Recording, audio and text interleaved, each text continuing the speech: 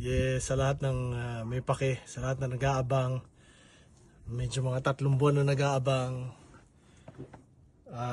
para pabalik na yung mga videos, yung mga upload namin. Kwento ko lang sa inyo konti yung nangyari kasi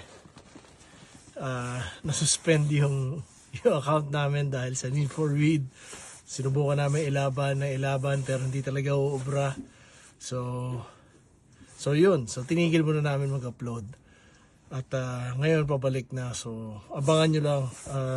Yung Need for Weed, hindi namin alam kung saan namin lalagay, pero basta sa future itutuloy ko yun. Pero sa ngayon importante, basehan ng bawat orado, tsaka pag-usapan natin pare, tuloy yan soon. So salamat sa lahat na naghihintay. Salamat at hindi kayo naiinip masyado. So yun, abangan nyo mga videos na ilalabas namin, dire-diretso na ulit. Pasensya na ulit. At wala, yung tigas ulo ko eh. Yo!